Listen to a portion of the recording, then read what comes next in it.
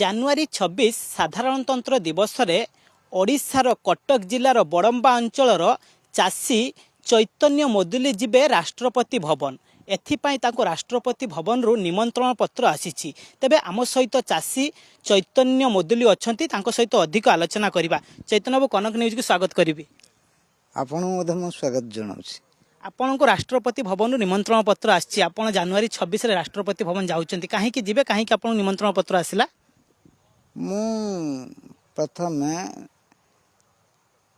ସମସ୍ତ ଚାଷୀମାନଙ୍କୁ ଜୈବିକ ପଦ୍ଧତିରେ ବିନା ସାର ବିନା ବିଷୟରେ ଏବଂ ନୂଆ ଜ୍ଞାନ କୌଶଳ କୃଷି ବିଜ୍ଞାନ କେନ୍ଦ୍ରରୁ ଶିଖିକି ଏବଂ ଜାତୀୟ ଧାନ ଗବେଷଣା କେନ୍ଦ୍ରରୁ ଉନ୍ନତମାନର ବିହନ ପ୍ରାୟ 3000 ଲୋକଙ୍କୁ ଦେଇ ଜ୍ଞାନ କୌଶଳ ଶିଖେଇ ଏବଂ ଓଡ଼ିଶା ଜୀବନ ଜୀବିକା ମିଶନରେ ପ୍ରାୟପାଖି 1000ରୁ 2000 ମହିଳାମାନଙ୍କୁ କ'ଣ ନ୍ୟୁଟ୍ରିସନ୍ ଗାର୍ଡେନ୍ ଉପରେ କ'ଣ ଶିକ୍ଷା ଦେଇ ସେମାନଙ୍କୁ ଆଗ୍ରହ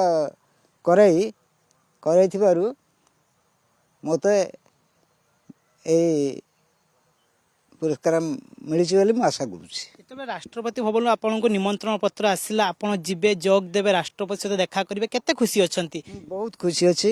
ମୁଁ ଖୁସି ହେବା ସହିତ ମୋ ଗାଁର ପ୍ରାୟ ଲୋକ ସମସ୍ତେ ଖୁସି ଅଛନ୍ତି। ଆପଣ କ'ଣ କ'ଣ ଚାଷ କରନ୍ତି? କେତେ ବର୍ଷ ହେଲା ଚାଷ କାର୍ଯ୍ୟ କରୁଛନ୍ତି? ମୁଁ 2000 ମସିହା ଠାରୁ କୃଷି କାମ କରୁଛି। 2014 ଠାରୁ ଏ ନୂତନ ଜ୍ଞାନ କୌଶଳ ନିଜେ ଶିଖିବା ସେଥିରେ ଅନ୍ୟ ସମସ୍ତ ଚାଷୀ ଭାଇମାନଙ୍କୁ ଶିଖାଇବା ପାଇଁ ଚେଷ୍ଟା କରୁଛି, ଶିଖେଇଛି ମଧ୍ୟ। ମୁଁ ପ୍ରାୟ 20ରୁ 25 ପ୍ରକାର ଫସଲ, ଅଳ୍ପ କମ୍ ଫସଲ କରୁଛି, କେବଳ ଲୋକଙ୍କୁ ଶିଖେଇବା ପାଇଁ। ଆପଣ ନିଜେ ଓଡ଼ିଆ, ରାଷ୍ଟ୍ରପତି ମଧ୍ୟ ଯିଏ ଅଛନ୍ତି ସିଏ ମଧ୍ୟ ଆମ ଓଡ଼ିଆ ଝିଅ। ଏହା ଗୋଟେ ଗର୍ବ ହୁଏ ନା ହୁଏନି? ଯେହେତୁ ମୁଁ ଗୋଟେ ଓଡ଼ିଆ ଚାଷୀ, ଯିଏକି ଆପଣଙ୍କୁ ନିଶ୍ଚିତ ଭାବରେ ଗର୍ବ କରେ। ଆପଣ ଯେତେବେଳେ ରାଷ୍ଟ୍ରପତି ଭବନ ଯିବେ, ଆପଣଙ୍କୁ ନିମନ୍ତ୍ରଣ ପତ୍ର ଆସିଲା, ଆପଣ ଚାଷ କରନ୍ତି, କିନ୍ତୁ ବର୍ତ୍ତମାନ ଧୀରେ ଧୀରେ ଲୋକମାନେ ଚାଷକୁ ଏତେ ଗୁରୁତ୍ୱ ଦେଉନାହାନ୍ତି। ଯୁବପିଢ଼ି କଥା କୁହନ୍ତୁ, ଯୁବପିଢ଼ି ଧୀରେ ଧୀରେ ଚାଷ କାର୍ଯ୍ୟ ପ୍ରତି ଆଗ୍ରହ ପ୍ରକାଶ କରୁନାହାନ୍ତି, କିନ୍ତୁ ଆପଣ ସେହି ସମୟରେ ହିଁ ଆପଣ ରାଷ୍ଟ୍ରପତି ଭବନ ଯିବେ, ରାଷ୍ଟ୍ରପତି ଭବନ ନିମନ୍ତ୍ରଣ ପତ୍ର ଆସିଛି, ଏହା ଆପଣ ଗୋଟେ ନିଶ୍ଚିତ ଭାବରେ ଉଦାହରଣ ସୃଷ୍ଟି କରୁଛନ୍ତି। ହଁ, ଯେଉଁଟା କହିଲେ ଆଗ୍ରହ କମିଛି ସେଇଟାକୁ ମୁଁ ଏକମତ ନୁହେଁ। କାରଣ ମୁଁ ଦେଖିଛି ଯେ ମୋ ପାଖାପାଖି 2-4ଟା ପଞ୍ଚାୟତ ଏବେ ଯୁବପିଢ଼ି, ଶିକ୍ଷିତ ଯୁବକ ବହୁତ ଚାଷରେ ଆଗ୍ରହ କରିଛନ୍ତି। ମୁଁ ତା'ର ଜ୍ୱଳନ୍ତ ଉଦାହରଣ ଦେଇପାରିବି, ଦେଖେଇ ବି ପାରିବି। ମାନେ ଯୁବପିଢ଼ି ମାନେ କେତେ ବାଟ ଆଗକୁ ଚାଷରେ ଯାଇପାରୁଛନ୍ତି। ଆପଣ ଯେତେବେଳେ ନିମନ୍ତ୍ରଣ, ସେମାନଙ୍କୁ ମଧ୍ୟ ମୁଁ ପ୍ରେରଣା ଦେଇଛି, ସେମାନେ ମୋ ପ୍ରେରଣା ଅନୁପ୍ରାଣିତ ହେଇକି କରୁଛନ୍ତି ଆଉ ବହୁତ ଲାଭବାନ ବି ହେଉଛନ୍ତି। ଆପଣ କେମିତି ଜାଣିଲେ ଆପଣଙ୍କୁ ରାଷ୍ଟ୍ରପତି ଭବନ ନିମନ୍ତ୍ରଣ ପତ୍ର ଆସିଛି, ଆପଣ ସେଟାକୁ ଯିବେ? ମୋତେ ପ୍ରଥମେ ଗୋଟେ ଡାକ ବିଭାଗରୁ ଗୋଟେ ଫୋନ୍ ଆସିଥିଲା ଯେ ଆପଣ କାଲି ଘରେ ଥିବେ, ରାଷ୍ଟ୍ରପତିଙ୍କ ତରଫରୁ ଗୋଟେ ନିମନ୍ତ୍ରଣ ପତ୍ର ଆସିଛି, ଆମେ ଯାଇକି ଆପଣଙ୍କୁ କାଲି ଦେବୁ। ସେ ଭୁବନେଶ୍ୱରରୁ ଇନ୍ସପେକ୍ଟର ଯିଏ ଡାକ ବିଭାଗର ଆଉ ବଡ଼ମ୍ବା ବ୍ଲକର ପୋଷ୍ଟ ମାଷ୍ଟର ଯିଏ ଆଉ 8ଗଡ଼ ସବ୍ ଡିଭିଜନାଲ ଇନ୍ସପେକ୍ଟର ଯିଏ, ସେମାନେ 3 ଜଣ ଆମ ଘରଠିକି ଯାଇକି ସେଇ ନିମନ୍ତ୍ରଣଟି ଦେଇଥିଲେ। ୟା ପୂର୍ବରୁ ଆପଣ କ'ଣ କ'ଣ ସବୁ ପୁରସ୍କାର ପାଇଛନ୍ତି? ଡାଇରେକ୍ଟ ରାଷ୍ଟ୍ରପତି ଭବନ ଯାଇନଥିବେ, ୟା ପୂର୍ବରୁ ଚାଷ କ୍ଷେତ୍ରରେ ବହୁତ କିଛି ପୁରସ୍କାର ପାଇଥିବେ। ମୁଁ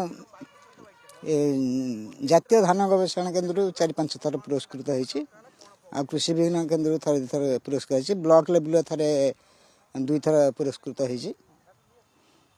ଜୀବନ ଯାତ୍ରାରେ ବର୍ତ୍ତମାନ ଆପଣ ଚାଷ କାମ ଜାରି ରହିଛି। ହଁ, ଚାଷ କାମ ଜାରି ରହିଛି। ବୟସ ଅଧିକ ହେଲାଣି, ଚାଷ କାମ କରିବା ପାଇଁ ଥକା ଲାଗେନି? ହଁ, ଥକା ତ ନିଶ୍ଚିତ ଲାଗେ, କିନ୍ତୁ ମୋର ଗୋଟେ ସଂକଳ୍ପ, ମୁଁ କିଛି ନୂଆ ତଥ୍ୟ ଚାଷୀ ଭାଇଙ୍କୁ ଶିଖେଇବି। କ'ଣ ସବୁ ନୂଆ ନୂଆ ତଥ୍ୟ ଶିଖାନ୍ତି? ଏଇ ଜ୍ଞାନ କୌଶଳ, ଧର ଗୋଟେ ନୂଆ ଭେରାଇଟିର କୋବି, ଧର ମନେକର କୋବି, ତାର ଗୋଟେ ନୂଆ ଭେରାଇଟିର ବିହନ ବାହାରିଲା, ସେଇଟା କାହାକୁ ମୁଁ ନେବି, ଦେଖିବି, ଯଦି ଏଇଟା ଭଲ ହେଲା ଅନ୍ୟମାନଙ୍କୁ କହିବି ନାଇଁ ଏଇ ଭେରାଇଟିଟା ଆମେ କରିବା। କେଉଁଟା ମନେକର ଦୂରତା ଫୁଟେ ଅଛି, ଏଇଟାକୁ ଆମେ ଯଦି 1.5 ଫୁଟରେ କଲେ ଆମକୁ ଆଉ ଟିକେ ଅଧିକା ଲାଭ ହେବ। ଜାନୁଆରୀ 26ରେ ଆପଣ ଯିବେ, ଆଉ କେମିତି ଯିବେ? ଆପଣ କେଉଁ ଦିନ ବାହାରୁଛନ୍ତି ଦିଲ୍ଲୀ? ଆମେ 25 ତାରିଖ ଦିନ ବାହାରୁଛୁ ଏବଂ ମୋତେ ଆମର କୃଷି ବିଜ୍ଞାନ କେନ୍ଦ୍ରର ମୁଖ୍ୟ ଯେ ମୋହନ ସାର୍ ସେ ମୋ ସାଙ୍ଗରେ ଯିବେ।